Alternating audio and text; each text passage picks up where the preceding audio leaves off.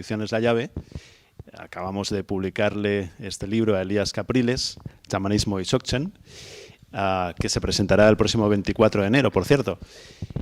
Quería presentaros brevemente a Elías, al que seguramente ya conocéis todos, y simplemente decir que, como sabéis, pues Elías es uno de los grandes sabios del budismo y del Dzogchen.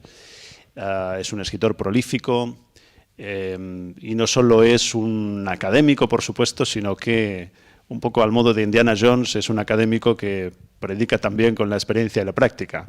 No sé si es la comparación más auspiciosa, pero bueno. El caso es que está aquí para hablarnos de ecología y budismo. Seguramente sabréis también que Elías ha sido un activista medioambiental muy destacado en Venezuela, con un compromiso también desde el punto de vista psicoespiritual. Y bueno, la idea era que, además de la presentación de la semana que viene, pues pudiera haber una charla para hablar de esta otra faceta tuya. Quiero añadir también que tenemos una pequeña discordancia de media hora en el inicio de la charla. La Casa del Tíbet la ha anunciado a las 7, en cambio en el evento de Facebook y en las redes sociales está anunciada a las 7:30, y por lo tanto pues le hemos pedido a Elías que comience con una pequeña meditación para hacer tiempo y para esperar a otras personas que podrían llegar a las 7:30, si os parece bien. Nada, os pido disculpas por este pequeño malentendido y, de todas maneras, pues lo aprovecharemos para meditar. Yo no soy muy bueno presentando a la gente, pero espero que baste con esto de momento. Y simplemente decirte, que Elías, que muchas gracias por venir, y muchas gracias por tu nuevo libro, también por Budismo y Dzogchen. Gracias a vosotros por la publicación, porque uno escribe para que lo publiquen, y cuando no aparecen editoriales que publiquen estas cosas, pues nada, no está bien, pues. Así que es una gran oportunidad para mí también. Pues ahí estamos. Muchos años. Las 4 nobles verdades fueron la primera enseñanza que dictó el Buda Shakyamuni después de su despertar o iluminación, Bodhi, como quiera lo llamemos, porque explica, primero que nada, el porqué de la práctica budista, y en segundo lugar, qué es lo que distingue la práctica budista de otras meditaciones externas al budismo. La primera noble verdad es dukkha. No me gusta tener que utilizar palabras extranjeras, pero no hay una traducción precisa. Por lo general se dice sufrimiento, pero las enseñanzas budistas, desde las del canon Pali hasta el resto de las enseñanzas budistas, distinguen 3 tipos de dukkha. Uno es el dukkha dukkhata, el dukkha del sufrimiento.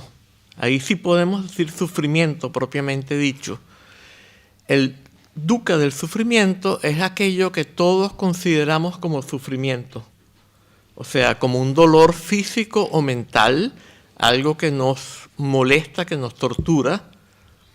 Después tenemos el segundo tipo, es el dukkha del cambio. Y el dukkha del cambio es aquel que se produce cuando tenemos una condición privilegiada y sabemos que la vamos a perder. En el budismo, tradicionalmente, se le atribuye a los dioses. Los dioses son individuos que obtuvieron una meditación de un tipo o de otro y pueden pasar muchos años en ella, tiempos enormemente largos en ella, pero como es algo creado, producido, fabricado, condicionado o compuesto, intencional, es algo que es transitorio. Y aunque no tengamos sufrimiento durante la mayor parte del tiempo, está sujeto a sufrimiento, porque cuando vemos que vamos a caer de ese estado, empezamos a sufrir, Y eso es lo que se llama el sufrimiento, el dukkha del cambio. Entonces el primer tipo de dukkha es el dukkha del sufrimiento, todo lo que todos llamamos sufrimiento. El segundo tipo es el dukkha del cambio. Es cuando tenemos una condición privilegiada y ya sabemos que la vamos a perder. Se ilustra con los dioses que tienen precognición y tienen la precognición de que van a caer de ese estado y empieza un sufrimiento terrible. Y el tercer tipo de dukkha se llama el dukkha de los samskaras, pero no le hagan caso a la palabra. Podemos llamarlo dukkha todo abarcador, porque es un dukkha que está siempre allí y puede ser una sensación de carencia de plenitud,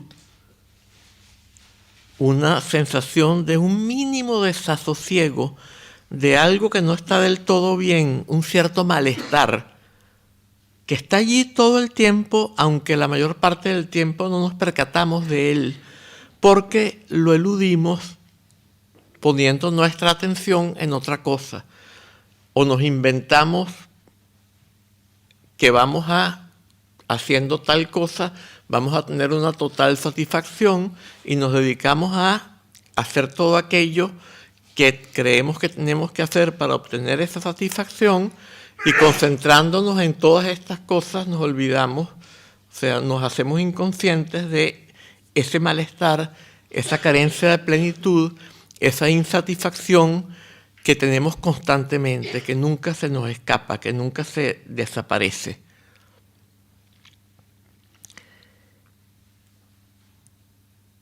Esto lo podríamos ilustrar de muchas maneras, pero hoy lo que nos interesa es relacionar las 4 nobles verdades con la crisis ecológica. Entonces, por ahora no vamos a entrar en más detalles. El segundo tipo de dukkha, la segunda noble verdad es la causa del dukkha. Y esto se explica de distintas maneras en distintas tradiciones budistas. En el canon Pali, por lo general se dice que es el tanha, en sánscrito Trishna, que es el ansia. A veces se dice el deseo, o la sed, y se habla de distintos tipos de ansia: el ansia de placer, el ansia de existencia, de seguir existiendo, de seguir siendo. Y cuando nos dedicamos a la práctica budista, entra un tercer tipo, agrega a la práctica un tercer tipo, que es el ansia de extinción en el nirvana. Esto sobre todo en la práctica de lo que el Mahayana llama Hinayana, pero siempre surge un elemento de esto en toda la práctica budista, incluso cuando son las prácticas más elevadas, que ponen mucho énfasis en que el nirvana no es algo que está en el futuro, que es la verdadera condición nuestra ya en el presente, en el ahora. Pero de todas maneras, puesto que estamos trabajando para obtenerla, comenzamos a desarrollar una cierta ansia de iluminación, aunque no sea tan precisamente una ansia de extinción en el nirvana.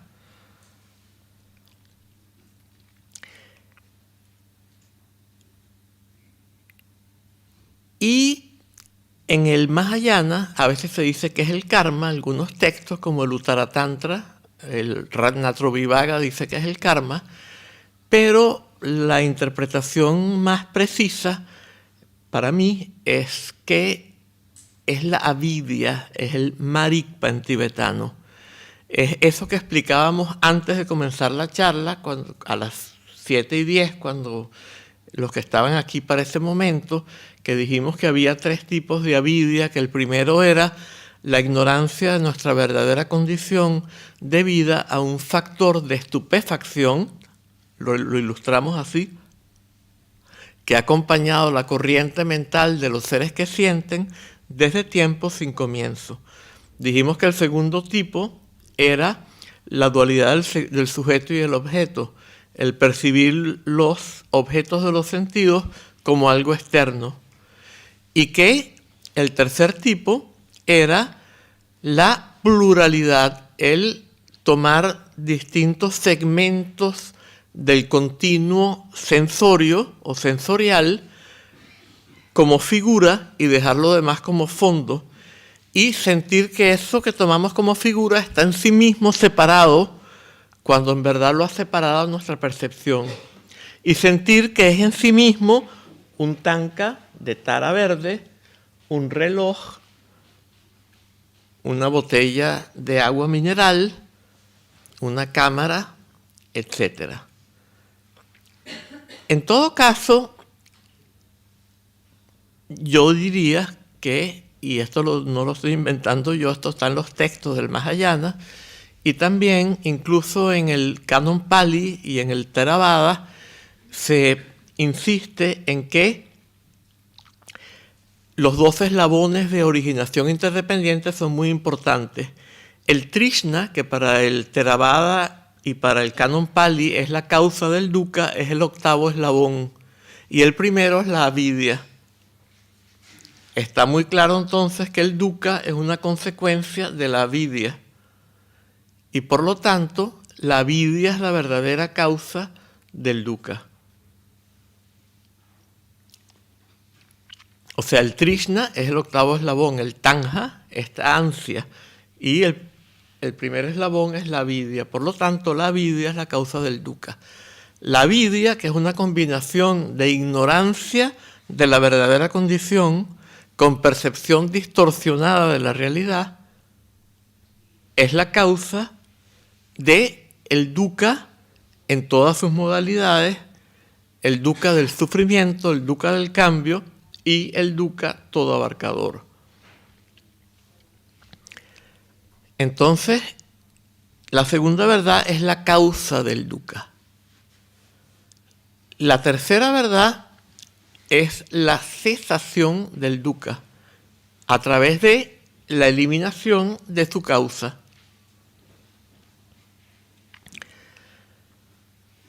En el caso del Hinayana, de lo que el Mahayana llama el Hinayana, es el nirvana. En el caso del Mahayana, es el nirvana no estático, apratyatishta nirvana.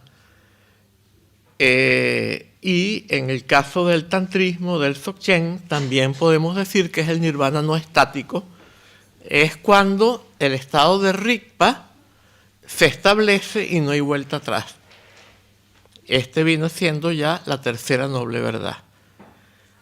Y la cuarta noble verdad es el sendero que permite eliminar el dukkha, eliminando su causa, y por lo tanto establecernos en la tercera noble verdad, que es el estado despierto, la budeidad. Esto parece muy raro, que la cuarta noble verdad sea el sendero, porque ¿cómo es posible que lleguemos a la budeidad sin haber seguido un sendero? Debería ser la tercera noble verdad el sendero y la cuarta la budeidad. No. Porque si no ha habido nadie que haya obtenido la budeidad, no hay un sendero. Porque en ese caso el sendero es construido por la mente que está poseída por la avidya, por el error, por la percepción distorsionada de la realidad, por la ignorancia de la verdadera condición. Y en este caso ese sendero lo que va es a reafirmar esa avidya, esa ignorancia de la verdadera condición y esa percepción distorsionada. Y jamás vamos a llegar a la budeidad. Por lo tanto, la tercera verdad es la budeidad. Una vez que hay un Buda que nos da un sendero, tenemos la cuarta noble verdad, que es el sendero. Entonces, ¿cómo hacemos nosotros para relacionar esto con... ¿Por qué yo relaciono las cuatro nobles verdades con la crisis ecológica? La crisis ecológica es el signo de nuestro tiempo. A pesar de que no estemos conscientes de ella todo el tiempo, tenemos mecanismos para ignorar lo que es incómodo. Y es muy incómodo saber que estamos en el medio de una crisis ecológica que si todo sigue como va y no hay un cambio radical tanto en el estado mental de los individuos humanos como en el proyecto tecnológico de dominio sobre la naturaleza, como en todos los sistemas sociales, políticos, económicos que imperan en el mundo actualmente, pues el resultado va a ser la extinción de nuestra especie en el medio de terribles sufrimientos. Y como esto es muy doloroso, pues lo ignoramos y nos concentramos en distracciones.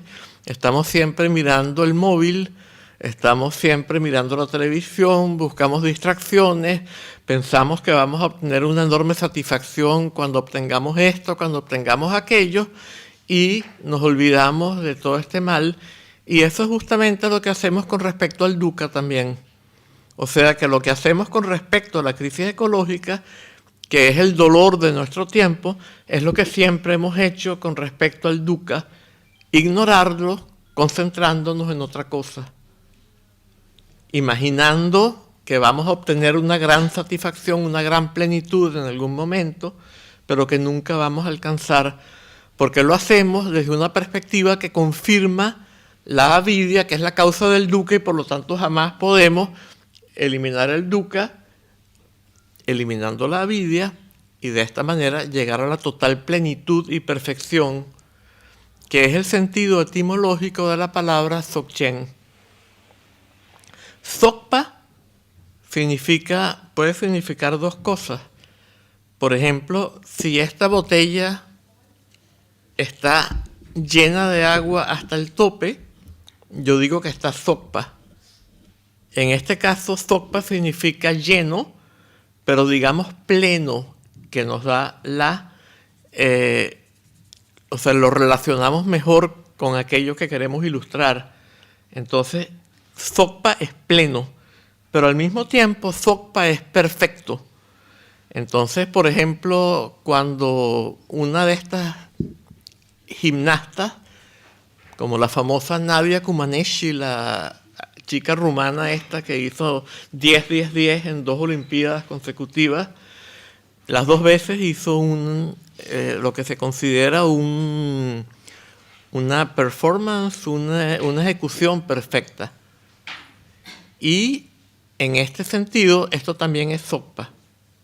Algo que se hace perfectamente también es Dzogpa. Entonces, Dzogpa podemos traducirlo como plenitud y perfección. Y Chenpo, en general, significa grande, pero Chogyal Namkhen Norbu dice que grande es la palabra relativa, porque grande puede ser más grande o menos grande.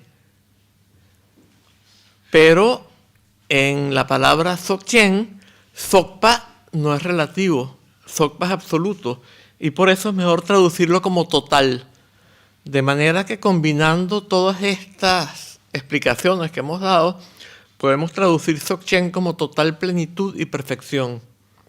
Es el estado de budeidad, se caracteriza por una total plenitud y una total perfección. Total plenitud, no sentimos carencia de nada, estamos siempre rebosantes de plenitud. Y perfección, todos nuestros actos son perfectamente precisos y dan en el blanco de manera perfectamente correcta. Total plenitud y perfección. Y una perfección que no es condicionada, creada, producida, fabricada. Y esto se ilustra en una parábola budista con una competencia entre el Buda y un maestro de la cítara. Entonces el maestro de la cítara era una maravilla. Y están tocando juntos y los dos tocan tan bien que nadie puede decidir quién es mejor. Entonces el maestro de la cítara rompe una cuerda y sigue tocando maravillosamente. El Buda rompe una cuerda y sigue tocando maravillosamente. El maestro de la cítara rompe otra cuerda, el Buda rompe otra cuerda, el maestro de la cítara rompe otra cuerda, el Buda rompe otra cuerda. Quedan tocando los dos con una sola cuerda y todavía son maravillosos los dos y no se puede decidir. Y allí el Buda rompe la última cuerda y sigue tocando de manera maravillosa. No es para decir que el Buda tenga poderes mágicos, que bueno, que también tiene lo que los seres en el samsara percibimos como poderes mágicos, aunque para el Buda no son poderes mágicos, pero nosotros los vemos como poderes mágicos, sino más bien lo que representa es que esa perfección no es creada, producida, fabricada, condicionada, compuesta, no depende de una cuerda. En cambio, para el maestro de la cítara depende de que él pasó años entrenándose y finalmente logró olvidarse de sí y que todo se tocara maravillosamente, pero siempre tenía la posibilidad de que entrara la conciencia dualista y hubiera autointerferencia. Bueno.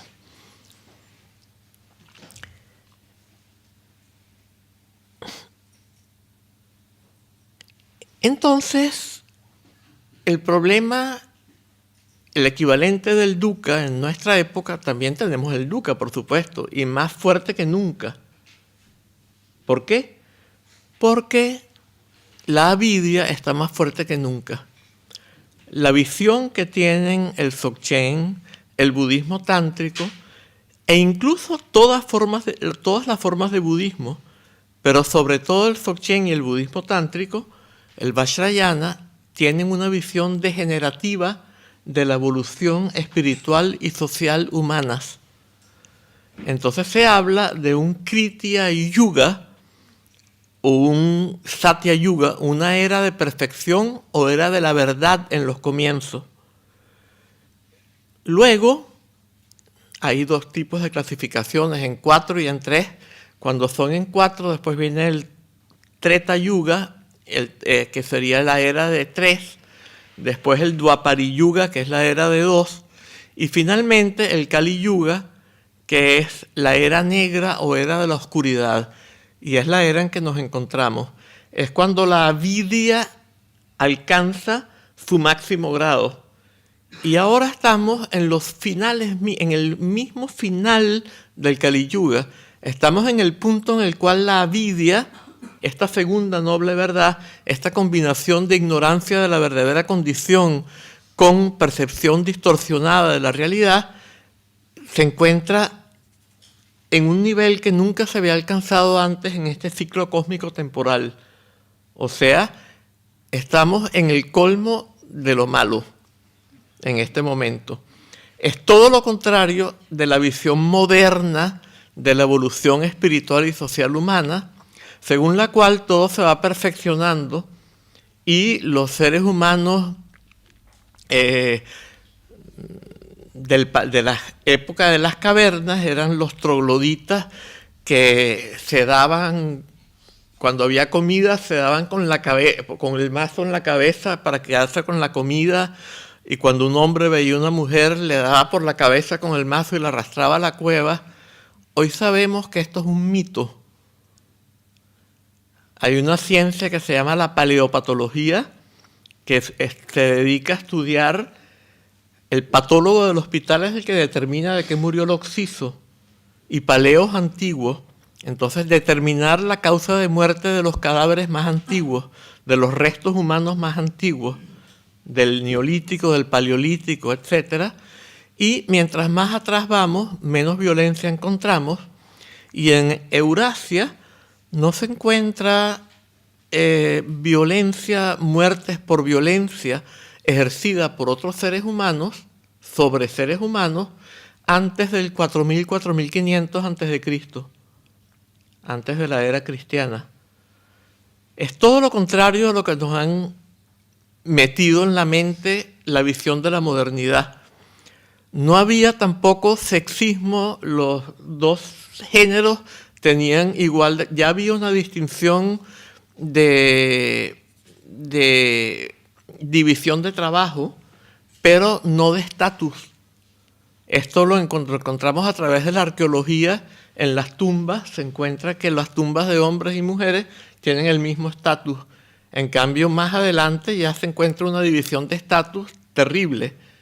De la misma manera, tampoco se encuentran grandes divisiones sociales, unas tumbas de ricos, otras de pobres, unas de reyes muy fastuosas, otras de gente muy humilde.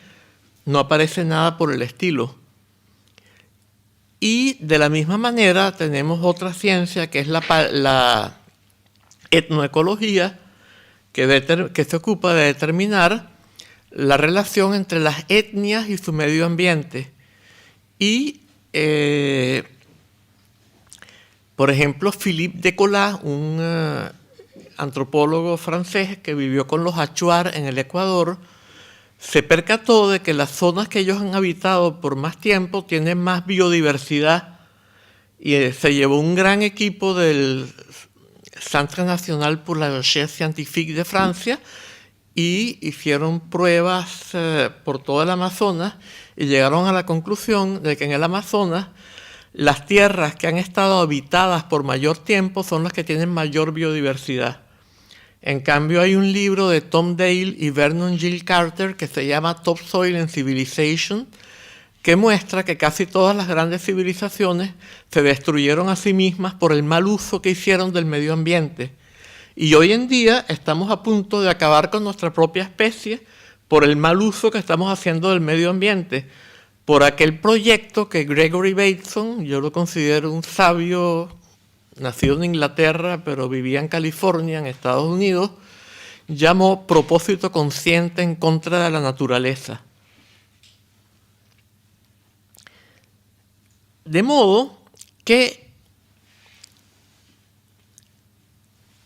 es evidente que la avidia, esta combinación de ignorancia de nuestra verdadera condición con percepción distorsionada de la realidad, ha ido aumentando a lo largo de los tiempos y que en nuestra época ha alcanzado un grado que nunca antes había alcanzado y que se manifiesta como la destrucción del ecosistema más terrible que podamos haber imaginado nunca. De la misma manera, tal como esa es la primera noble verdad de la ecología, la segunda noble verdad de la ecología es la misma segunda noble verdad del Buda. Es la avidia, y ya vamos a explicar por qué. Pero vamos a ir poco a poco. La tercera noble verdad es la misma iluminación que es la tercera noble verdad del Buda, la misma budeidad, pero que es la condición de posibilidad de la regeneración del ecosistema. Y la cuarta noble verdad es la misma que en las cuatro nobles verdades del Buda, que es el sendero que hay que seguir para curar la mente, pero al mismo tiempo todo lo que hay que hacer simultáneamente para curar a la sociedad, de modo que no sigamos destruyendo la base misma de la vida y haciendo nuestras vidas cada vez más miserables, en la creencia de que las estamos haciendo cada vez mejores, que estamos perfeccionándolo todo y que vamos, como lo creyó la modernidad, hacia un paraíso terrenal producido mediante la tecnología. La ciencia que permite desarrollar tecnología y la tecnología que permite desarrollar una sociedad en la cual finalmente hasta se podría eliminar el trabajo, supuestamente, ¿no? Resulta que eliminar el trabajo sería a lo mejor la cosa más terrible.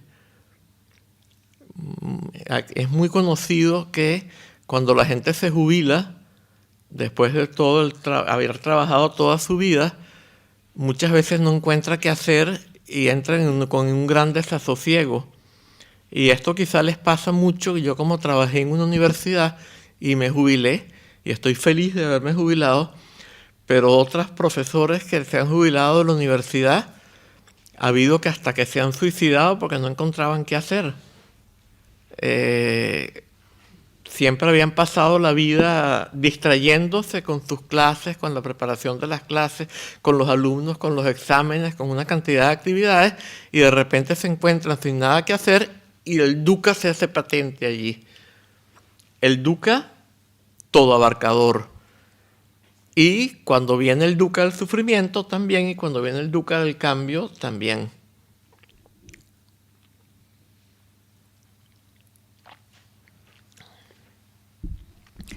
Bueno, entonces tenemos que la primera noble verdad de la ecología es la crisis ecológica, con todos los males que ha traído, todas las cosas que yo estoy tomando agua en una botella de plástico que tiene bisfenol, que tiene lactatos, que tiene toda clase de cosas que son cancerígenas, que son transforma completamente las funciones endocrinas, mimetizan las hormonas femeninas, transforman totalmente el organismo, son cosas terribles, y estamos respirando aire contaminado, tenemos todas las radiaciones de todos los móviles que hay por acá, las grandes antenas que proyectan aquello que reciben los móviles y que envían los móviles y que lo envían a otro lado, y innumerables otras cosas. Tanto que ya desde mediados del siglo pasado se estaba prediciendo, incluso en 1968 salió un librito que se llamaba A Blueprint for Survival, que lo produjo la revista The Ecologist, y ahí se decía que si no habíamos realizado el cambio que es imprescindible para el 2030, iba a ser demasiado tarde. Y ahorita, hace como un año, menos de un año, un grupo de científicos de la ONU o de la UNESCO, que viene siendo, la UNESCO es una parte de la ONU, determinaron también algo parecido, que o bien habremos realizado el cambio necesario para eliminar el cambio climático o para el 2030, o bien es demasiado tarde y ya esto se va a desbocar y se va a arrancar de una manera exponencial que no tiene no tiene vuelta atrás. Y esto implicaría prácticamente la destrucción de nuestra especie por nosotros mismos, no por un meteorito que cayó del espacio o algo por el estilo, sino por nosotros mismos. De modo que, ¿cuál es la causa de esta primera noble verdad de la ecología, que es la crisis ecológica? Podríamos decir que es el propósito consciente en contra de la naturaleza del que habló Gregory Bateson. Pero ¿de dónde viene ese propósito consciente en contra de la naturaleza? De la exacerbación de la avidia. El segundo tipo de avidia, perdonen de nuevo que no esté traduciendo este término, pero ya explicamos que no es traducible, porque el primer tipo de dukkha y los distintos tipos de avidia significan distintas cosas. El primer tipo de avidia es ignorancia, los otros dos son distorsión o error. Entonces son palabras que no se pueden traducir, dukkha y avidia. Bien, entonces el segundo tipo de avidia es la dualidad sujeto-objeto. A medida que la avidia se va incrementando, nos vamos sintiendo cada vez más contrapuestos al medio ambiente. Y mientras más separados del medio ambiente y contrapuestos a él y a los demás seres humanos, nos vamos sintiendo, más vamos sintiendo que tenemos que eliminar todo aquello que sentimos que nos amenaza en el medio ambiente, destruirlo. Y al mismo tiempo arrancarle todo aquello que sentimos que nos puede beneficiar. De modo que si concluimos, por ejemplo, yo vengo de un país tropical, todavía en Europa no hay tantos, pero ya están llegando, los mosquitos transmisores de enfermedades. Si llegamos a la conclusión, por ejemplo, de que el Anopheles transmite la malaria, o de que el Aedes aegyptus o Aedes aegyptus, o como lo pronunciemos, transmite la fiebre amarilla, el dengue, el chikungunya, ¿cómo se llama la que salió después? Bueno, hay cada vez más enfermedades de estas.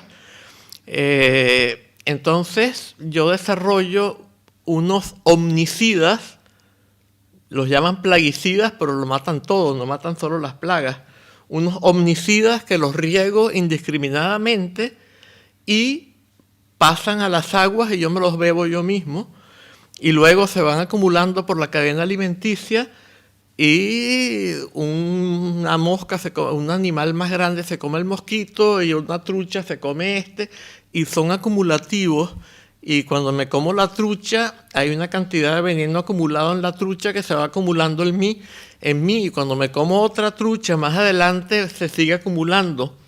De modo que yo estoy mandando hacia afuera, en total ignorancia de las interconexiones, que hacen que esto va a volver hacia adentro. Es como lanzar un boomerang y no encuentra nada que golpear y se devuelve y me golpea a mí. O como golpear una tabla en el suelo que resulta que está mal clavada y se levanta y me pega en la cabeza al otro extremo. Entonces, el segundo tipo de avidia, el primero es la ignorancia de nuestra verdadera condición. Si no tenemos la ignorancia de nuestra verdadera condición, no podemos creer en la realidad del dualismo, porque veríamos la verdadera condición que es no dual y no podríamos creernos el segundo tipo de avidia. El segundo tipo depende del primero. Entonces, el segundo tipo es muy importante. Es la hostilidad hacia otros seres humanos y aquellos segmentos de lo que llamamos el medio ambiente, pero que no es algo externo. Somos parte de ese ecosistema que nos molestan y que sentimos que debemos destruir para nosotros no estar amenazados. Y luego arrancarle todo aquello que sentimos que nos puede beneficiar. Pero haciendo esto vamos destruyendo la cadena de la vida, la red de la vida. Porque le vamos cortando hilos, y cuando le vamos cortando hilos a una red, llega un momento en que pierde su funcionalidad. Se están destruyendo un gran número de especies cada día. Se calcula que ya para el 2030 la cantidad de especies que van a existir van a ser muchísimas, una parte muy pequeña de las que había para comienzos del siglo pasado. Desde hace muchas décadas ya se extinguen muchas especies cada día. He visto distintos cálculos, de modo que no les voy a decir ninguno para no correr el riesgo de equivocarme, pero muchas. Y llega un momento que cuando se eliminan muchas especies, pues automáticamente la red de la vida deja de ser funcional y todo colapsa. Entonces, el segundo tipo de avidia es esto, el sentirnos separados y sentir que hay algo que nos amenaza y algo que podemos aprovechar. Y a través de esta avidia desarrollamos este proyecto que Gregory Bateson llamó propósito consciente en contra de la naturaleza. Luego, el tercer tipo de avidia. Ya en el Udāna del Canon Pali y luego en el Tathagata Sutra del Canon Mahayana, tenemos una parábola que se hizo tan famosa que los poetas sufíes también se la apropiaron. Se la apropió Sanaí en el siglo X y luego Rumi en el siglo XIII. Es la famosa parábola de los ciegos con el elefante. Y adaptándola a nuestra época, podemos decir, allá era un rey, podríamos decir que, bueno, alguien puso a un grupo de ciegos a determinar la identidad de un elefante. El que tomó un colmillo concluyó que era un gancho de estos metálicos para mover grandes bloques de hielo. El que tomó la trompa pensó que era una manguera de bomberos. El que puso la mano sobre el ojo, sobre un ojo, pensó que era un cuenco. El que tomó una oreja pensó que era un aventador de los que se usan en Oriente para quitarle las cáscaras a los cereales. O podríamos decir un abanico. El que puso la mano en el lomo pensó que era una silla de manos. El que abrazó una pata dijo que era un pilar. Y por último, el que tomó la cola vio que era cordiforme y se movía y salió despavorido viendo a ver cómo se escapaba gritando que era una serpiente. Entonces nosotros somos muchísimo peores. No es que los ciegos estos fueran malos, sino que tienen una percepción equivocada debido a el fallo en sus órganos, pero nosotros tenemos un fallo mucho peor, porque no solo percibimos todo el ecosistema de manera inconexa, sino que todo aquello que sentimos que nos amenaza lo queremos destruir, y todo aquello que sentimos que nos puede beneficiar queremos arrancarlo para usarlo. Entonces arrancamos la manguera de bomberos para usarla, para extinguir los fuegos, arrancamos el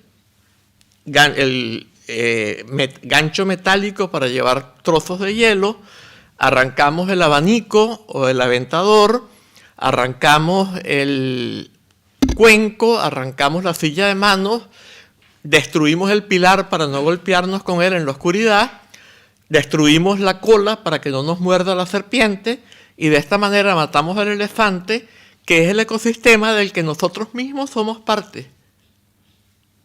Entonces aquí se ve muy claramente que la crisis ecológica es un efecto de la avidia, que las 4 nobles verdades son una manera perfectamente apta de describir aquello que caracteriza, que es el signo de nuestra época, que es la crisis ecológica, y que es la gran amenaza que se cierne sobre el futuro de la humanidad misma, y que no es creado por nadie más que por nosotros mismos, por nuestra propia ignorancia creciente y acumulada, y nuestro propio karma acumulado, que es la consecuencia a su vez de nuestra percepción distorsionada acumulada, porque el mal surge de la avidia también. Entonces el mal karma surge de la avidia.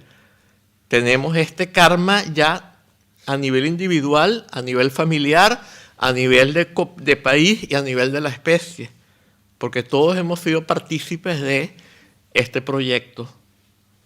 Y lo mismo sucede con las guerras. Si bien en el Paleolítico no aparecían grandes cantidades, o sea, el número de personas muertas por ejemplo, flechas o algo así, era el que se podía esperar de accidentes de caza.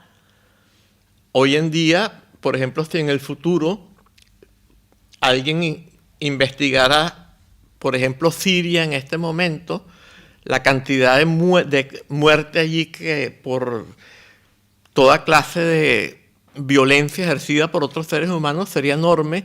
Aquí mismo tendríamos las de la Guerra Civil Española, en el resto de Europa tendríamos las de las guerras mundiales, en los Balcanes tendríamos hasta las de las últimas guerras de los Balcanes, etc. Por todos lados ha habido, e incluso donde todavía no ha habido guerras en algún tiempo, como por ejemplo Venezuela, de donde yo vengo, ahorita hay como 80 muertos al día por delincuencia. Y algunas muertes políticas también, menos que por delincuencia, pero también.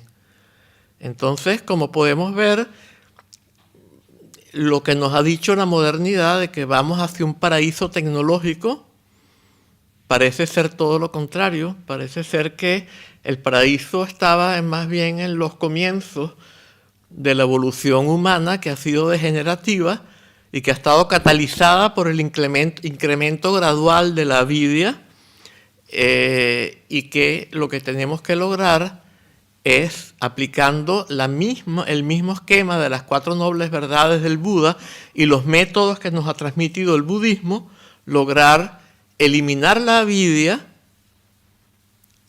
y de esta manera eliminar la causa de la crisis ecológica, alcanzando la 3ª noble verdad, como por medio de la práctica de la 4ª, que es el sendero budista.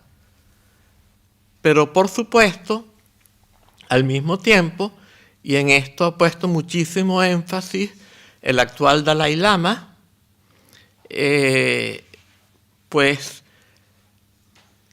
haciendo lo posible por transformar al mismo tiempo los sistemas de todo tipo que predominan hoy en día en el mundo, ponerle coto a este proyecto de destrucción de la naturaleza, a este propósito consciente en contra de la naturaleza y toda la forma como funcionan nuestras sociedades necesitan de una transformación también muy importante. Y esto ha dado lugar a lo que se conoce como el budismo comprometido, del cual el Dalai Lama es un representante de los más destacados precisamente, entre muchos otros también. El budismo comprometido, social, ecológica, económica, políticamente. Bien. Por supuesto que esta necesidad de cambio se puede entender de una manera muy limitada. Siempre que la gente ha percibido que hay algo que no funciona en el mundo, la gente ha querido cambiar lo externo sin cambiar lo interno. Pero, ¿de dónde vienen los problemas? La sociedad es una proyección de la estructura de nuestra mente y nuestra mente a su vez se estructura internalizando las relaciones sociales, las formas como se relacionan las personas con las cuales nosotros crecimos en esta vida y en particular uno de los elementos importantes son las estructuras verticales. Estructuras verticales que son de opresión o de explotación. Y esa misma estructura aparece dentro de nosotros mismos, en la cual parece que una parte de nosotros está siempre controlando a otra. Y por supuesto, esto es algo de lo cual no podemos prescindir repentinamente, porque si prescindimos de esto repentinamente, pues sería el caos total. Ya el dejar de controlarnos a nosotros mismos, nos poseerían todos los impulsos dañinos que se han ido acumulando a lo largo del desarrollo de la avidia y a lo largo de nuestra acumulación de karmas negativos, y por supuesto que el resultado sería terrible. Pero la budeidad es el fin de esa estructura vertical. La budeidad es un estado de espontaneidad total, totalmente libre de control. En la budeidad no hay un aspecto que controla y otro que es controlado. Por esto hay un poemita inglés que a mí me gusta mucho. Dice: muy feliz era el 100 pies hasta que el sapo una vez le dijo: ¿qué orden al andar siguen tus remos? Lo cual forzó su mente a tal extremo que confundido a una zanja fue a caer mientras pensaba cómo hacer para correr. O sea, el 100 pies, un animalito, no se está controlando a sí mismo. Él pone las patitas donde van. Entonces el sapo le dijo: ¿cuál patita pones tras cuál? Y él se puso a pensar cuál ponía tras cuál y se le enredaron las patitas y se cayó en la zanja y entonces el sapo...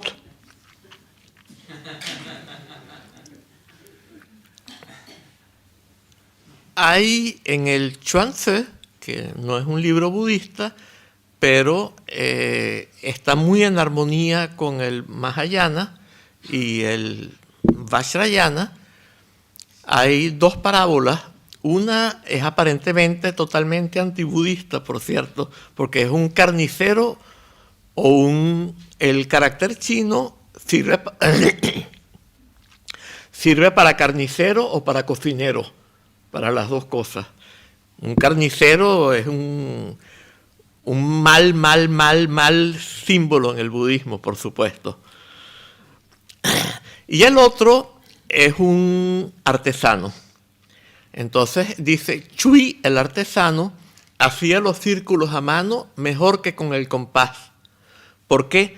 Porque sus facultades estaban integradas y por lo tanto no sufría impedimento.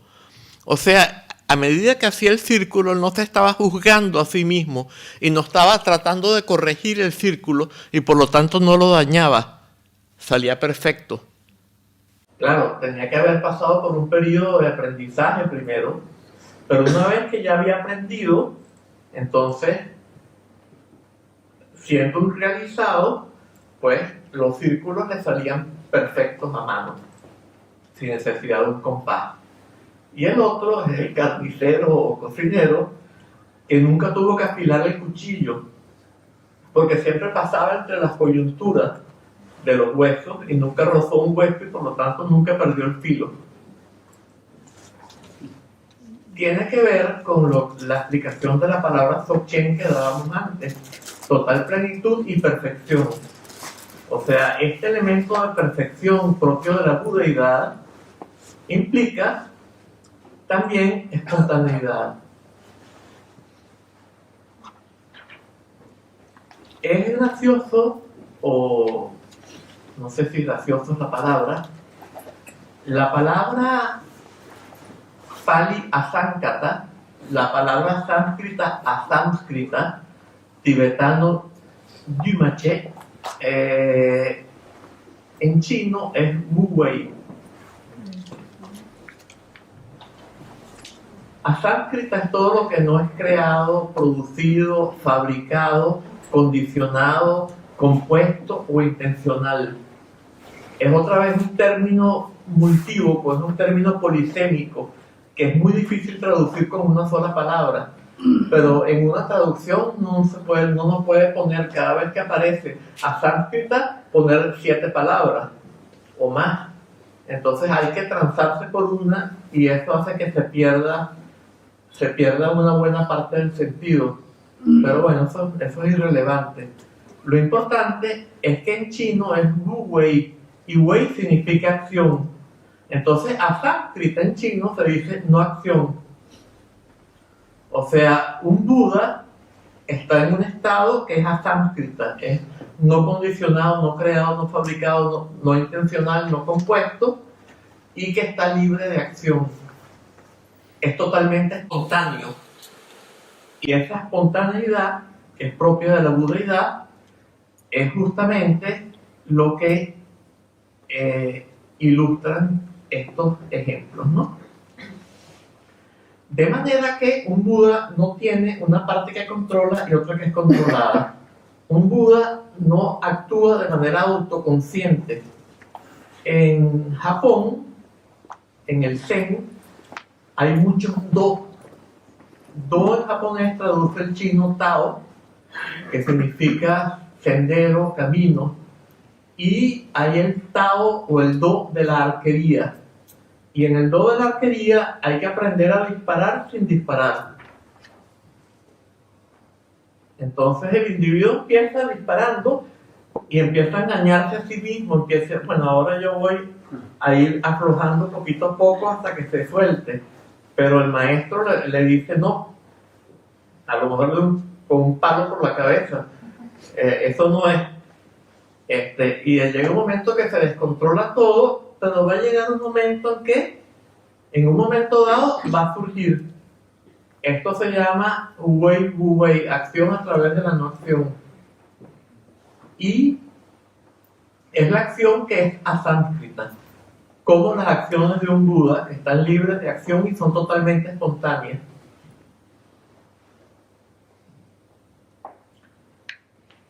Entonces,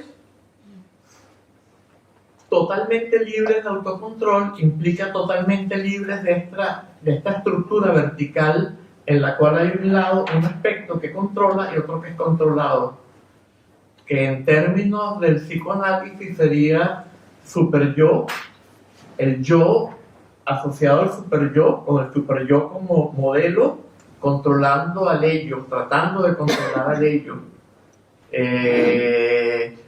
El consciente tratando de controlar al inconsciente, a través del preconsciente o con referencia al preconsciente. Esto es aquello que tiene que deshacerse. Y pues eso implica que estas estructuras verticales, que son las proyecciones externas de nuestra propia estructura vertical en nuestra experiencia, se tienen que ir deshaciendo también. Y esto implica, esa estructura vertical es la estructura del propósito consciente en contra de la naturaleza. Yo quiero controlar todas las variables del ecosistema, pero controlándolas las mato. Tratando de impedir que haya mosquitos que transmitan enfermedades, los destruyo, pero destruyo todo lo demás.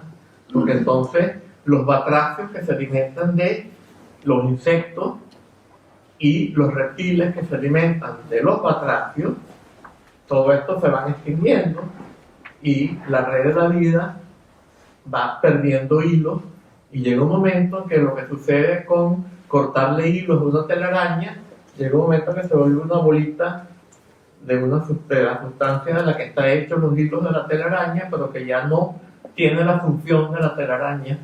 Ya la araña no puede atrapar insectos para comer, para alimentarse. En este caso, pues la red de la vida colapsa. Entonces, yo diría que tal como el sufrimiento, el dukkha, es la cosa más preciosa, y esto puede chocar. ¿Por qué es la cosa más preciosa? Porque sin dukkha no vamos a hacer nada por eliminar la avidya. Por eso el Buda enseñó las 4 nobles verdades. Primero el dukkha. Tenemos que darnos cuenta de el sufrimiento que nos inflige nuestro propio estado mental, que es la avidya. Y solamente si tomamos plena conciencia de esto, vamos a hacer lo que tenemos que hacer para poder eliminar la avidya. En particular, tenemos el tercer tipo de dukkha, es el dukkha todo abarcador. Y esto se ha ilustrado, ya Vasubandhu lo ilustró y desde entonces lo encontramos por todos lados, en muchos libros tibetanos también. Este dukkha todo abarcador se ilustra con un cabello. El individuo normal se ejemplifica con la palma de la mano y el bodhisattva se ejemplifica con el globo del ojo. Entonces, en la palma de la mano, el cabello del dukkha puede permanecer para siempre porque no molesta. Pero en el ojo, arde y por lo tanto hay que sacarlo rápidamente. El bodhisattva es como el globo del ojo. El individuo normal es como la palma de la mano. Al bodhisattva le arde el dukkha todo abarcador. El bodhisattva no aguanta el sufrimiento porque ya no solo es suyo, sino que el sufrimiento de los demás lo percibe en sí mismo y eso es insoportable. Y por esto está automáticamente, tal como un individuo normal, cuando se siente picado por un mosquito, se lo quita, que no estoy justificándolo, pero es un ejemplo. De la misma manera, un Buda automáticamente, incluso sin proponérselo, hace lo necesario para eliminar el sufrimiento de todos los seres. Y el Bodhisattva hace lo necesario para poder llegar a ser un Buda, porque solo si él llega a ser un Buda va a poder ayudar a todos los seres a eliminar su propio sufrimiento. Entonces, tal como el dukkha, el sufrimiento, dijimos que el dukkha no se puede reducir al sufrimiento, pero bueno, tal como el sufrimiento es el látigo que mueve el caballo de la diligencia, de alguna manera, de la diligencia en la práctica budista, de la misma manera, la crisis ecológica puede ser aquello que nos mueve, que si tomamos plena conciencia de ella, nos damos cuenta de que nos estamos autodestruyendo. Nadie quiere colaborar con la destrucción de sus hijos y sus nietos, y los hijos de sus hijos y los hijos de sus nietos, y toda su descendencia. Sin embargo, es increíble que mucha gente sigue negando la crisis ecológica. Muchos de los políticos que tienen más poder en este mundo ahorita lo niegan que haya cambio climático, niegan que el cambio climático dependa de la intervención humana, y parece que lo que quisieran es que nos adormezcamos, como darnos un opio a todos, de modo que quedamos totalmente adormecidos y no podamos ser ya como el globo del ojo y vayamos derechitos hacia la autodestrucción, a pesar de que ellos también se destruyen, y sus hijos y sus nietos y todo lo que sigue. Pero no importa, porque lo importante es anestesiarnos para seguir adelante ciegamente sin importar lo que suceda. Entonces, tomar conciencia de la crisis ecológica puede ser el equivalente a volvernos como el globo del ojo, a dejar de ser como el individuo normal, que es como la palma de la mano, y hacernos como el bodhisattva, que es como el globo del ojo. Darnos cuenta de que todo lo que nos importa en este mundo se va a destruir si no hacemos todo lo necesario para impedirlo. ¿Y cuál es el primer paso? El primer paso es eliminar la causa, que es la avidia, en nosotros mismos. De modo que tengamos la posibilidad de ayudar a todos los demás a eliminar la avidia en ellos mismos, y de ir ayudando a los demás a eliminar la avidia en ellos mismos. Y al mismo tiempo hacer lo posible por transformar las estructuras políticas, sociales, económicas y ecológicas sobre todo, de modo que la sociedad pueda hacerse viable nuevamente, la sociedad humana. ¿A qué hora tenemos nosotros que terminar? Un gran trabajo, Un gran trabajo. Y hay mucha gente que dice que es imposible. Pero resulta que se está viendo ya un cambio. Hace un tiempo, a comienzos del siglo XX, por ejemplo, ¿cuántas personas se habrían interesado en las disciplinas de transformación interior? ¿Cuánta gente ni siquiera habían oído hablar del budismo o de otras tradiciones de sabiduría de Oriente? Eran muy pocos, y si nos vamos más atrás todavía menos. Hegel decía que Oriente estaba en un estadio de desarrollo que no había desarrollado todavía la autoconciencia, que era el primer paso para tener la posibilidad finalmente de que la autoconciencia se reconociera en la naturaleza, que es lo que le había pasado a él según él. O sea, él era el final de la evolución humana. Y en Oriente ni siquiera habían llegado todavía a la autoconciencia. Pero ¿quién es el primer filósofo que habla de autoconciencia? Acharya Dignaga, un filósofo budista. Es el primero que habla de una conciencia de conciencia, que claro, es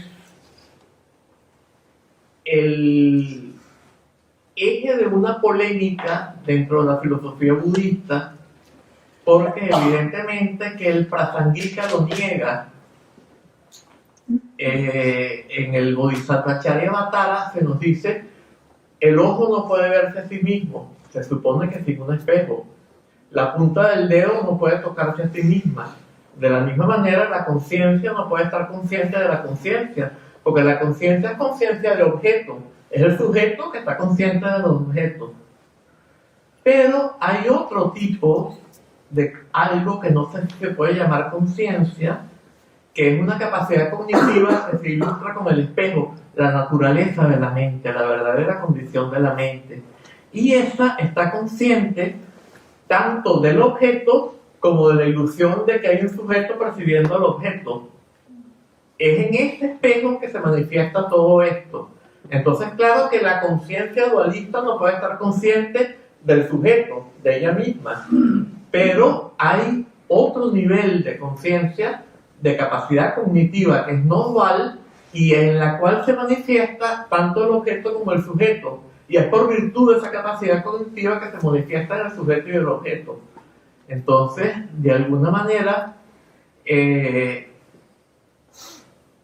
cuando Dignaga habla de una conciencia de conciencia, y esto se ilustra con la llama que al mismo tiempo que ilumina a lo que está alrededor, se ilumina a sí misma. Entonces esto ya no se está hablando de la conciencia dualista, se está hablando de una capacidad cognitiva que es no dual y que es la base en la cual se manifiestan todas las cogniciones de todo tipo, tanto las del samsara, que son dualistas, como las de un Buda, que son totalmente no dualistas, y que es debido al no dualismo que la actividad búdica es espontánea y no basada en la acción, porque la acción es dualista. Hay un yo que actúa sobre algo externo y decide actuar, y ahí actúa, y entonces hay autointerferencia. Entonces, pues evidentemente que la respuesta nos viene justamente de lo que Hegel pensaba. Hegel pensaba que el fin de la evolución humana era lo que se estaba dando en la Alemania de su época, y resulta que más bien nos estábamos acercando al apex de la degeneración, que es a lo que estamos llegando hoy en día a finales del Kali Yuga. Y es justamente esto lo que está produciendo ya una reacción para emprender el sendero para eliminar la avidia. Entonces no hay que perder el optimismo, no hay que tener esperanza ni miedo, pero tampoco tomar una posición, echarnos a morir, se dice en Venezuela, no sé si en España se dice igual, ¿no? Y resignarnos a y deprimirnos. Por el contrario, la gravedad de lo que está pasando es el motor de la transformación que tiene que venir y que tiene que comenzar con la transformación interna del individuo, y está pasando. Por esto en la enseñanza Dzogchen hay profecías que dicen que la enseñanza Dzogchen se va a extender en nuestra época como nunca se había extendido antes, que se va a difundir en nuestra época como nunca se había difundido antes. Y dice algo que es muy interesante también. Dice que más seres del sexo femenino se van a realizar a través de la enseñanza Dzogchen que del sexo masculino. No sé si será porque hay más mujeres en el mundo que hombres, o si será porque va a haber por algo que caracteriza a la mujer, que tiene que ver con esta predicción, y que es distinto de lo que pasaba antes, porque por ejemplo en el Tíbet, o en la India, o en los sitios donde existía el budismo, como la mujer tenía una función en el hogar, era a la que le costaba más dedicarse a la práctica espiritual, y por eso había mucho menos mujeres practicantes y mucho menos mujeres realizadas que hombres. Pero a lo mejor hoy en día la situación ha cambiado y el hombre y la mujer están mucho más cerca de una igualdad de condiciones, y a lo mejor esto va a ser factible que por las condiciones mismas de la mujer les sea más fácil a las mujeres. No sabemos qué es lo que significa esta profecía, pero algo significa, y en todo caso una de las cosas más importantes es que verdaderamente si las enseñanzas budistas, de las cuales para mí el Dzogchen quizás la más adaptada, la más propia para nuestra época, pero al mismo tiempo requiere capacidades que no todo el mundo tiene, de modo que digamos que las enseñanzas budistas en general son la condición de posibilidad de la transformación en todos los planos, que es la condición de posibilidad no solo de la continuidad de la especie, sino de el comienzo de una nueva era de perfección o era de la verdad. Porque se considera que al final del Kali Yuga empieza otra era de perfección u otra era de la verdad. Y en el Tantra Kala Chakra se dice que esta nueva era va a durar 1 milenio. en los textos asociados al Tantra Kalachakra. Entonces, bueno, no sabemos cómo van a ser las cosas, pero en todo caso lo importante es que tomemos conciencia de la crisis ecológica y que esta conciencia, en vez de hacernos volvernos pesimistas y hacernos que nos echemos a morir y que nos deprimamos, nos haga más bien actuar con más ímpetu y con más energía que nunca en la práctica espiritual del sendero budista que nosotros decidamos escoger, que mejor nos vaya a nosotros según nuestras condiciones, y que aplicándolos y luego de que tengamos resultados ayudando a los demás a aplicarlos, podamos lograr esta transformación de la cual depende la supervivencia misma de la humanidad, y además de la supervivencia misma de la humanidad, la transición a una nueva era que estará caracterizada por la plenitud, la armonía, etc. Evidentemente con problemas de medio ambiente, porque eso no lo podemos curar totalmente de un día para otro, pero aún así, puesto que la felicidad y la infelicidad dependen de la mente y no de las condiciones externas, entonces, otro aspecto muy importante es que va a ser necesario aprender a vivir, a sentirnos plenos en la frugalidad. Hoy en día pensamos que sentirnos plenos implica consumir muchísimo. Cuando Sakya Pandita fue a China y se entrevistó con el emperador le preguntó ¿quién es el hombre más rico del Tíbet? Y Sakya Pandita le dijo el nombre de un yogi que vivía en las montañas y que lo único que tenía era una bolsita con un poco de zampa, de harina de cebada tostada, y andaba desnudo porque practicaba el tumo. Como ahí no había nadie, él vivía solo en su cueva, desnudo en la nieve, practicando tumo, y dijo que este era el hombre más rico del Tíbet. ¿Por qué? Porque como estaba en la total plenitud que indica la palabra Dzogchen, total plenitud, pues era el más rico del Tíbet, es el que tenía más plenitud en el Tíbet.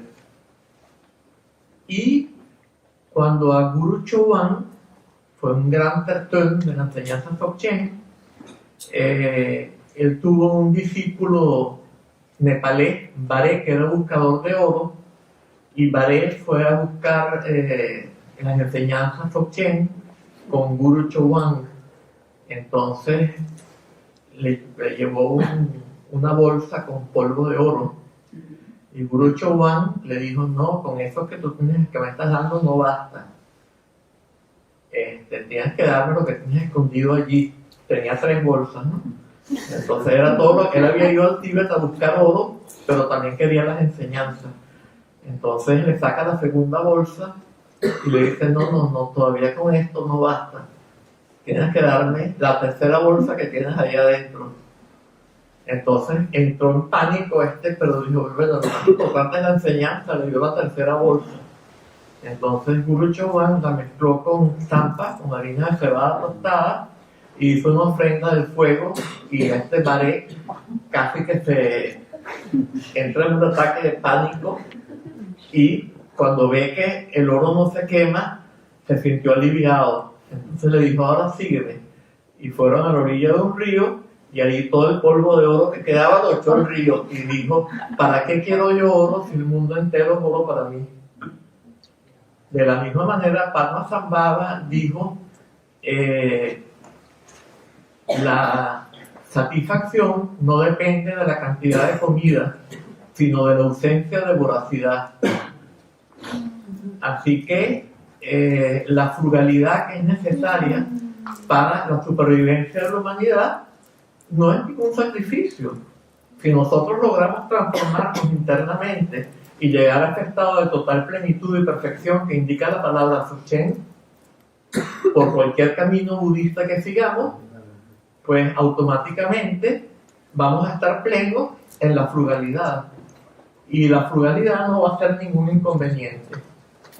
Ahorita son ya 9:15 y yo creo que debemos dejar un poquito para comentarios, preguntas. Cualquier otra cosa, objeciones, cualquier cosa que surja. Por favor, si puede hablar bien alto y levantarse para que todo el mundo escuche. No, una pregunta muy sencilla. ¿La superpoblación ha sido la principal causa de esta crisis ecológica? Muy interesante la pregunta.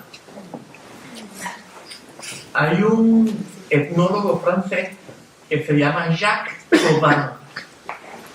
Se consideraba, sobre los orígenes de la agricultura, estaban las llamadas teorías ecológicas de Louis Binford y Jack Flannelly, por ejemplo, que postulaban que los comienzos de la agricultura se debían a que la población humana había aumentado y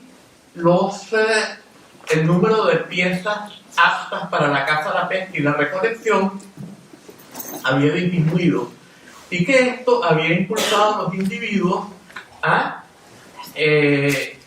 cambiar de forma de vida, y de una forma de vida lúdica con la cual el trabajo era juego, porque hoy en día la gente se va de casa para salir del trabajo alienado de toda la semana, o de pesca, actividades que desde el punto de vista budista son terribles, o se van, digamos, algo más inofensivo, a recoger boletos bajo los pinos, como una diversión de fin de semana. Y esa era la forma de vida de los seres humanos. No había trabajo forzoso. El trabajo era juego, y de repente pasar de eso, no de repente, gradualmente, a través de los horticultores tempranos, etcétera, a una forma de vida que exigía 10 horas de trabajo forzado al día.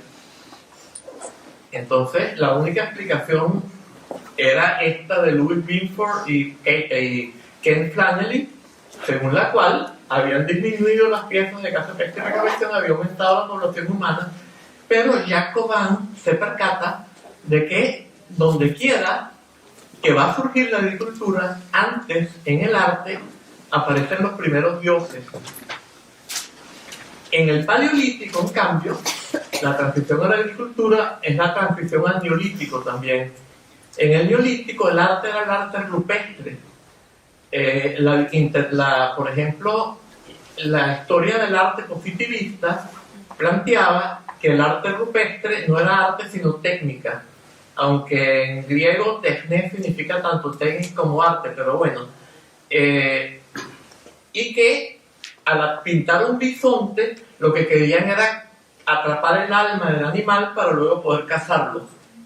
Entonces otros franceses, André Leroi-Gourhan y Annette Lehmann-Ampère, llegan a la conclusión, estudiando el arte del Paleolítico, de que es un arte religioso, pero sin referencia a dioses supramundanos, en el cual lo sagrado está en el mundo y celebra lo sagrado en el mundo, un poco como el arte taoísta y Chan de la pintura china, o un poco como el arte de tankas tibetano, que sí aparecen muchas figuras humanas, pero son símbolos de la budeidad, etcétera, etcétera, y no hay referencia a dioses. Aparecen deidades, pero que no son un dios creador ni nada por el estilo, sino que son medios para transformarnos nosotros y seguir un sendero. De manera que él dice, bueno, pero esta implica que hubo una transformación psicológica que dio lugar a la agricultura, y fue la pérdida del estado de comunión, del estado de la vivencia, de la verdadera condición que es común a todos los seres humanos, que era lo que hacía que en la época del Kritya Yuga todo fuera perfecto, o que estuviéramos en un estado de verdad, de falta de avidia, por lo menos una buena parte del tiempo. Y entonces los dioses surgen cuando dejamos de ser capaces de comulgar con lo sagrado en el mundo y lo proyectamos en un plano supramundano. Y ahí surge la primera relación vertical.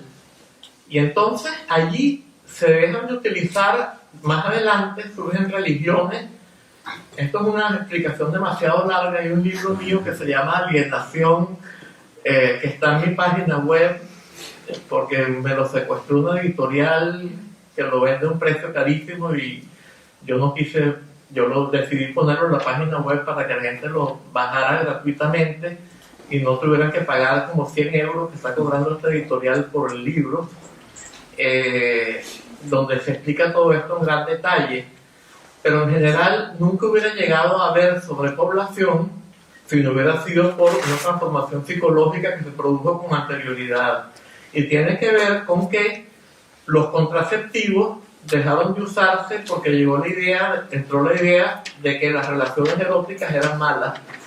Y esto tuvo que ver con que unos pueblos empezaron a atacar a otros, los pueblos pastores empezaron a atacar a los pueblos agrícolas, porque de pura carne no se puede vivir, la proteína ya no se asimila. Y donde no hay agricultura, porque son regiones muy áridas, entonces dependen del intercambio con los agricultores, pero los agricultores no tienen interés en intercambiar porque también tienen carne, y entonces empezaron a atacar a los hombres y luego violaban a las mujeres, el sexo se volvió malo. Y de ahí vino el tabú sexual y esta relación que había entre los dioses y los hombres, la relación vertical que aparece en el arte en ese momento, se transforma en represiva. Entonces también dentro del ser humano se reprime lo de aquí abajo desde aquí arriba.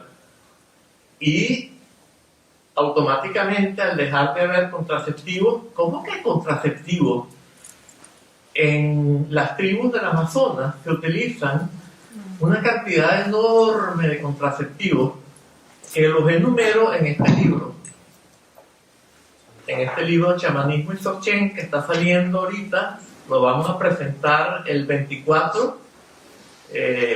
Aquí está el director de la editorial, que es David Barba, y él les puede indicar si a alguien le interesa la dirección de dónde lo van. Está a la venta aquí también en la librería, y hay una nota al pie allí donde se enumeran la cantidad de contraceptivos sumamente poderosos que se utilizaban, cantidad de tribus en el Amazonas y cada una de ellas contraceptivos diferentes, y que no tenían los efectos secundarios que tienen los que creó la ciencia moderna.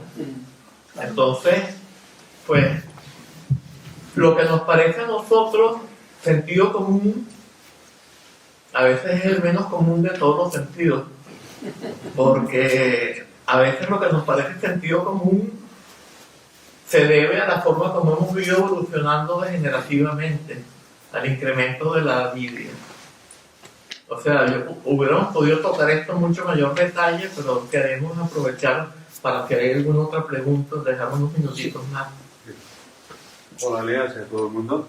Bueno, yo quería hacer un comentario, también pregunta dejando abierto para si quieres comentar, por supuesto, que seguramente contarás mucho más interesante. Yo quería hacer un apunte solo como aspirante a practicante del Dharma y como también, bueno, activista por los derechos de los animales, etc.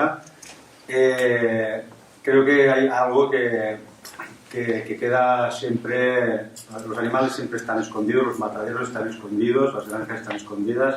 No se habla mucho dentro del Dharma, se habla mucho del amor, la compasión, todos los seres sean felices, pero luego a la que se le pretende quitar el jamón, el chorizo, el queso, etcétera, a cualquier practicante se monta una irritación tremenda y tal. Yo me gustaría primero hacer un apunte, porque soy activista, entonces tengo que aprovechar para hacer activismo por los derechos de los animales. Pienso que también, como practicantes del Dharma, que pretendemos practicar el amor y la compasión y por todos los seres, pues bueno, deberíamos tener una consideración por los animales. No son los animales, no son objetos, no son cosas, no son nuestros esclavos, no es una cosa que vas y lo compras, son seres que sintientes, son uno de los seres de los 6 reinos de la existencia y deberíamos tener compasión por ellos en lugar de utilizarlos.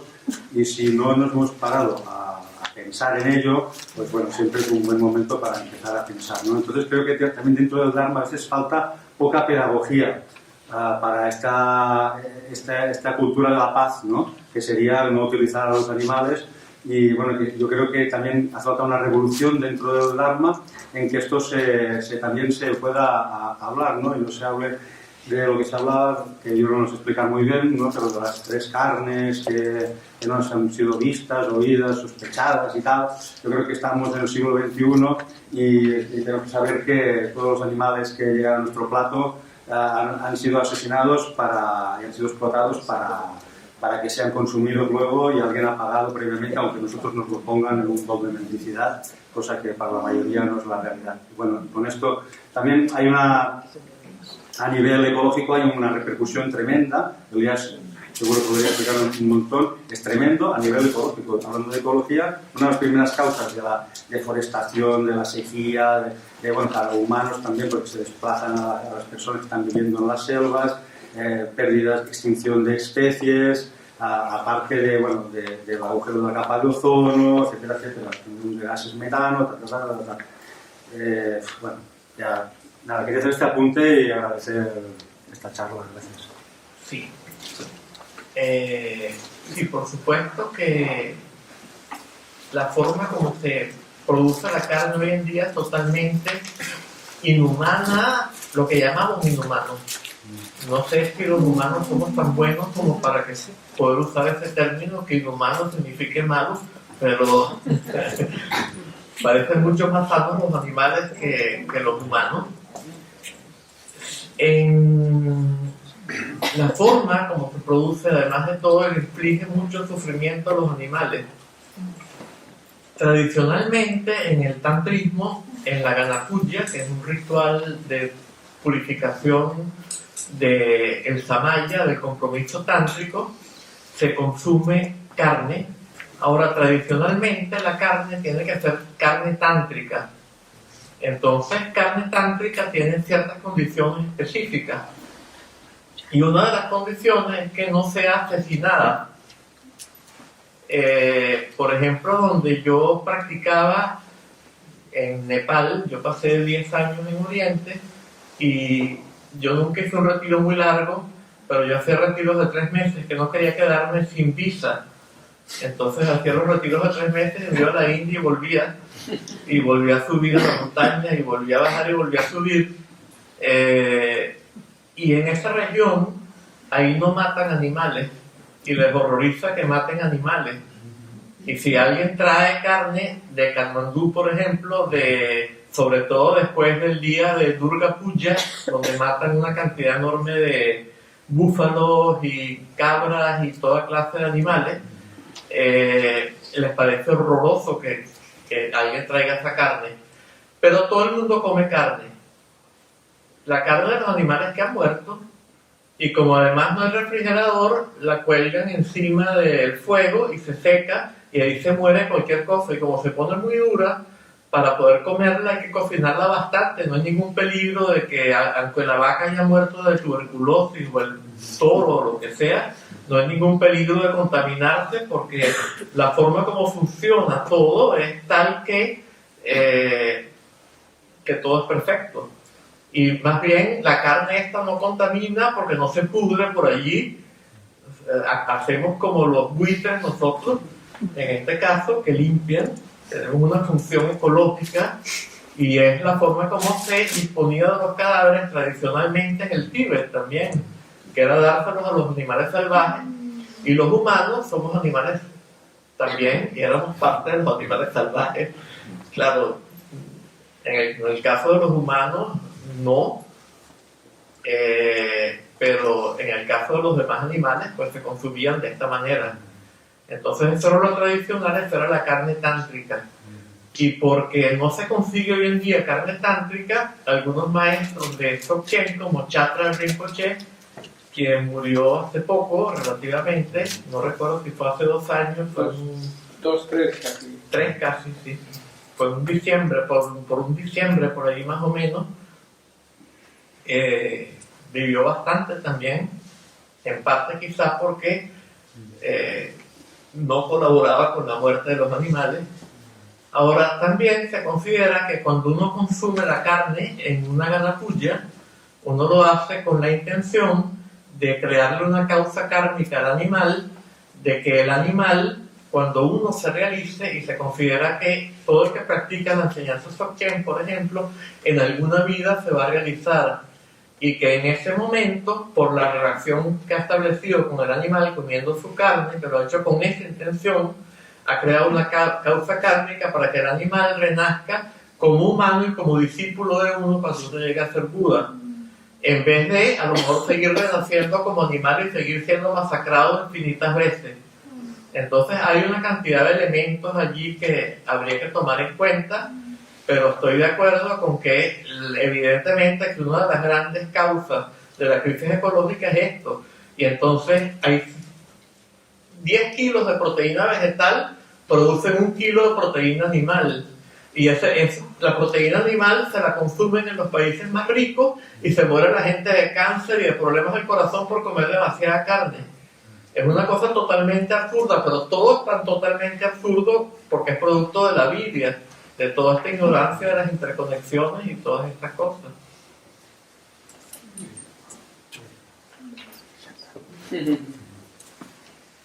Ya vamos a tener que parar, así que última intervención, ¿verdad? Porque ya son las 9, creo que... Iba a decir algo que de repente puede ser que choque un poco, no caiga muy bien, pero me gustó mucho lo que dijiste, de que trato de colaborar con la ecología, pero desde un estado consciente. Porque yo vengo de un país, Venezuela, donde se exacerbaron el movimiento, todo el que defendía la naturaleza, todos los movimientos que por lo general son considerados como minoría. Hay gente que malentiende eso de ser hippie, vamos a salvar el árbol y fíjate la distorsión que hubo de cómo la gran industria era una perversión. O sea que no sé de qué manera veo que importa que defienda si igual procedo desde un estado que no sea realmente de conciencia, que creo que eso es lo más importante. Sí, totalmente de acuerdo con esto. O sea, y esa es la diferencia entre el ambientalismo y la ecología profunda. La ecología profunda es un término que acuñó Arne Naess, y él se refería al budismo todo el tiempo. Y justamente, ecología profunda es eliminar las causas profundas de la crisis ecológica y no meramente sembrar 10 arbolitos acá y seguir teniendo la misma mentalidad. Implica antes que nada transformar la conciencia, que es la causa de todo. Y esto es un elemento, una cosa importantísima en el budismo. Se dice, la conciencia es la causa de todo. Entonces creo que aquí tenemos que terminar. ¿Puedo hacer una pregunta más? Bueno. Entiendo que también hay otro nivel, que también creo que a lo mejor tiene algo que ver con esta charla, que es también a otro nivel espiritual se causan provocaciones que también impactan al medio ambiente. Claro. Y que también a través del sendero se puede pacificar esas provocaciones. Entiendo que ellos también tienen una relación directa a problemas que pueden surgir en el medio ambiente. Sí, por ejemplo, quemar plástico produce dioxinas. Las dioxinas son cancerígenas. Y entonces se considera que, por ejemplo, los nagas, quemar plástico los envenena. O sea, es una cosa que los ataca de una manera terrible. Y que entonces los nagas se vengan de los seres humanos, creando epidemias y creando una cantidad de cosas, porque los humanos los están atacando terriblemente con estas cosas. También se considera, por ejemplo, que quemar sangre menstrual, hay una cantidad de cosas, pero lo de las dioxinas es muy claro, porque quemar dioxinas no afecta solo a los nagas, afecta a todo, a todo lo que vive, de alguna manera. Entonces, sí, eso también es un elemento. Bueno, vamos ahora sí la última, pues. No, era más que todo si es que conoce... Fuerte, por favor. No sé, era más que todo si es que conoce una parábola que es la flor que nunca se marchita. Es una parábola sobre que hablaba el anterior sobre la conciencia. Porque no podemos hacer nada para que otras personas entren en ese estado de inconsciencia, tratando de ir por la inconsciencia.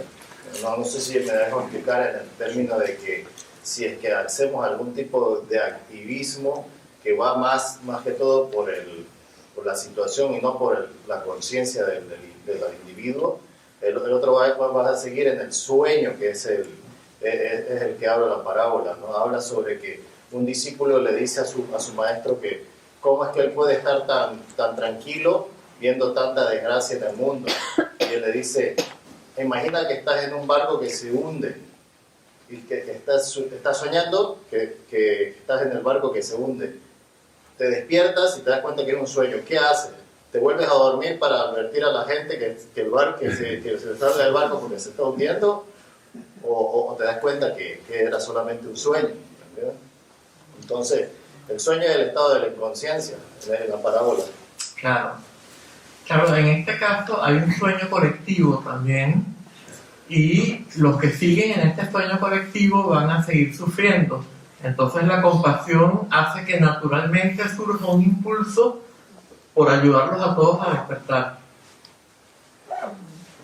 Entonces la parábola es válida, pero también hay que matizarla con este elemento de alguna manera. Y ahora sí hemos terminado. Bueno.